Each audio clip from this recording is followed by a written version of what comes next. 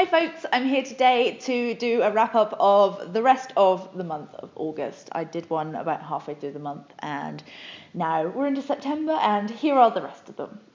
So the first book that I read or listened to in the second half of August was The Gender Games by Juno Dawson, which was a really fascinating book, and I would recommend listening to this as an audiobook, just because it's read by Juno herself and it just gives it that extra bit of sort of personality.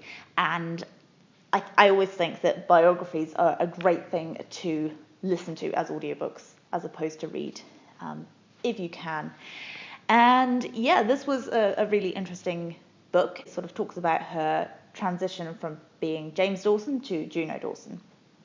She is a YA author, a well-known YA author in the UK, and so she writes very well. And yeah, I just found the whole book very engaging, and I really enjoyed the discussions on feminism and how feminism needs to be a more broad, needs to have a more broad definition, and that trans women need to be included under the umbrella of feminism. I found myself nodding along to a lot of the stuff about gender politics, especially about the way that things like toys are marketed to girls and to boys very differently. So if you're interested in these kinds of topics, I would really recommend this. In fact, I would recommend this book to everyone. I think it's one of these books that should be read by as many people as possible. The second book was also a non-fiction book. It was Grit by Angela Duckworth, and this is about the power of sort of perseverance and why working hard is kind of more important than innate talent. This takes a slightly different look at it from other books that I've read. It's really about that. It's almost a micro-history of and a micro-exploration of this idea of grit and doing the really hard work. And I found that this was very relevant for me as somebody who's sort of setting myself up as a freelancer now. I'm not working in a full-time job. Well-being going forward very much depends on how hard I work and how much I'm willing to put into this. If you're in a position like that, or if you're an artist or a sports person or anything really, that this is a skill and because it is something that is developed and can be developed further, and she talks about that.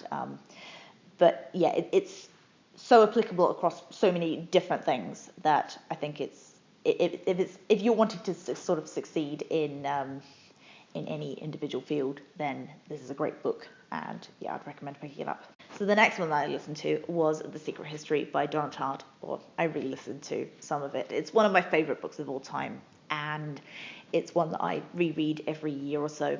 And the reason that I was listening to this is because I was in the process of creating a cover for it. I will show you what I did while I was on the plane. This was a great idea, actually, having a project to do while I was on the plane, because it made the time go a lot quicker. And so, make sure that you can see that this here is the pencil drawing that I did on the plane. And then I turned it into this. And if you want to see any more of my design work, it's on my website, which is linked down below. So that was the reason that I was re-listening to it, is because I kind of wanted to be in that zone. And it's such an atmospheric book that I really wanted to be within that atmosphere to be drawing and creating a cover for it. And I actually did this with another book as well. And this is one that I'm still working on the final cover for. But it's Kissing the Witch by Emma Donoghue, which is a selection of short stories. They're all fairy tale retellings, and they are beautifully written. This is one of my favourite short story collections. They're just so clever, and the way that they flip these stories on their heads and sort of turn them into feminist masterpieces is just wonderful. So here is the pencil sketch for Kissing the Witch, and I'm in the process of sort of colouring this and choosing what exactly to do with it. But I think it will be something sort of, it'll be painted digitally, and it'll be something a bit similar to the style of The Secret History, but maybe with a few more colours. So yeah, if you haven't read or listened to Kissing the Witch, absolutely recommend it. It, like I said, one of my favourites, and it's a really comforting thing to listen to on the flight as well, along with The Secret History, just because it's something that's that's familiar. Then I listened to another non-fiction book, which was The Paradox of Choice by Barry Schwartz. And this is about this idea that if you have too many choices for something, then you kind of get paralyzed and it's very difficult to make a decision at all. Whereas if you have fewer choices, then it's a lot easier. You don't have to kind of think so much about all the different options. And this is something that I've noticed in my own life a lot. Say, for instance, going out for dinner, and because I'm a vegetarian, usually there are only maybe 2 options, and it's very easy to make that decision. Whereas if I go to a vegetarian restaurant, you've suddenly got a whole menu. You can choose anything. I can eat anything off of this, and it takes me such a long time to decide. So this book is sort of about how you can apply that to your own life. It's more about the ideas behind it and why we feel like this, but there's definitely an argument for narrowing things down in as many places as you can.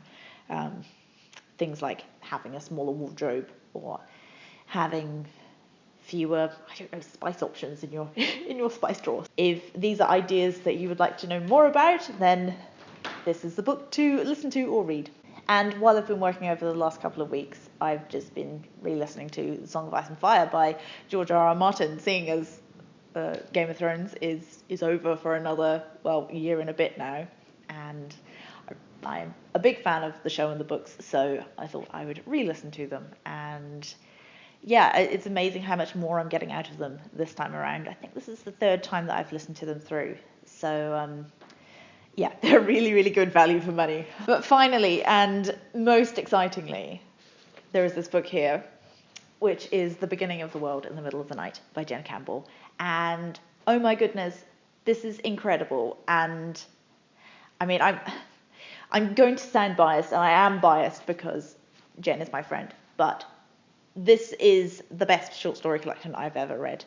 And I'll let you in on a sneaky secret. I haven't actually read the last story. I've still got my bookmark in there.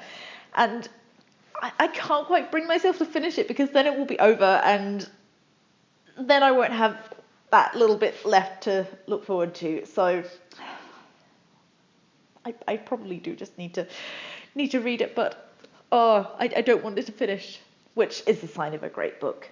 So this is out in November. Jen's writing is so whimsical and really quite disturbing in places as well. If you like the kinds of things that she talks about on her channel, then you're going to love this. And I'm so excited to see it go out in the world, and I'm so proud of Jen for creating such an amazing book.